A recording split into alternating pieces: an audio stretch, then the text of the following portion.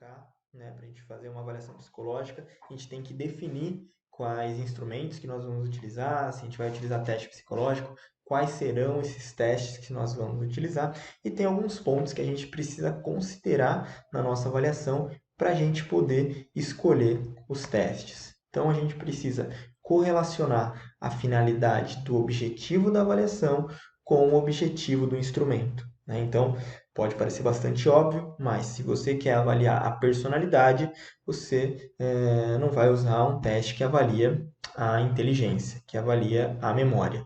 Então, essa correlação é básica, mas ela precisa ser feita. Analisar as propriedades psicométricas. Então, o que são as propriedades psicométricas? São as propriedades do teste que demonstram para a gente a qualidade dele. Então, a normatização que diz respeito à população que esse teste pode ser utilizado, a validação que demonstra para a gente se ele realmente avalia o que ele diz que ele avalia, e a precisão que diz para a gente sobre a estabilidade desse teste. Então, todo teste ele tem essas três características, e essas três características, obviamente, elas precisam ser satisfatórias para que a gente possa utilizá-lo, né? E além disso, também é importante que a gente analise a fundamentação teórica. Para a gente utilizar um instrumento, a gente precisa ter o mínimo de conhecimento sobre ele e entender a fundamentação teórica dele. Então, por exemplo, né, os testes psicológicos de personalidade. Existe uma infinidade de testes psicológicos que avaliam a personalidade e cada um deles está embasado em uma teoria de personalidade diferente. Então é importante você saber qual que é a teoria que ele está utilizando para você poder construir a sua avaliação e para você poder interpretar os resultados. Então isso é fundamental, é bastante importante. Quando você vai comprar, quando você vai adquirir um teste, né, um teste psicológico numa editora, espera-se, né, o certo, né, e o que as editoras devem fazer é vender para você somente os testes que estão válidos no SATEPS, né? Então, quando você vai na editora, os testes, em tese, todos eles podem ser utilizados. O que significa isso? Que os parâmetros de normatização, validação e precisão, eles foram minimamente cumpridos, né? Mas se você vai comprar um teste, é essencial, é básico, se você vai adquirir um teste, você saber em quem ele pode ser utilizado. Porque às vezes você vai comprar um teste de personalidade e você quer utilizar numa pessoa de 15 anos, e esse teste só pode ser utilizado com pessoas a partir de 18 anos. Então, por mais que ele seja válido, você não vai poder utilizar para o seu objetivo. Então, quando você for adquirir esse tipo de informação, também é fundamental que você tenha. Então, na escolha da bateria, outro ponto é analisar essas propriedades. Considerar as características do instrumento, como a forma de aplicação dele, como os estímulos, como a estrutura de resposta, como o público-alvo que eu falei, e o tempo necessário para realizar a tarefa. Todos esses pontos você precisa considerar quando você for elaborar a sua bateria de testes para a sua avaliação, né? Então, a forma de aplicação é no papel ou é no computador?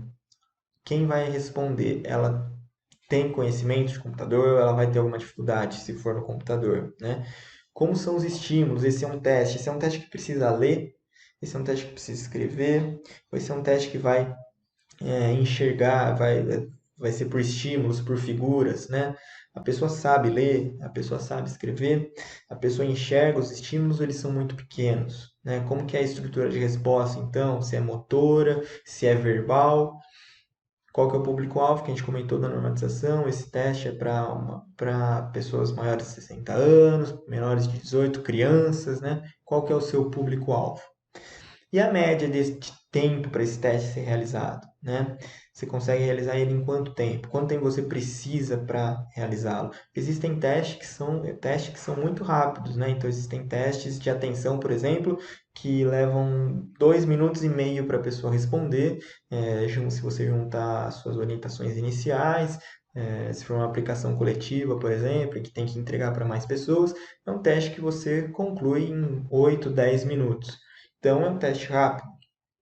Por outro lado, existem testes mais extensos, existem testes que você precisa de mais de uma sessão para aplicar, testes neuropsicológicos, por exemplo, né, o próprio VISC, que é bastante complexo, que é bem cheio de tarefas, o, o, as pranchas de me fugiu agora o branco, me deu branco agora, mas eu vou lembrar, tem o Zulliger e tem a versão mais estendida, né?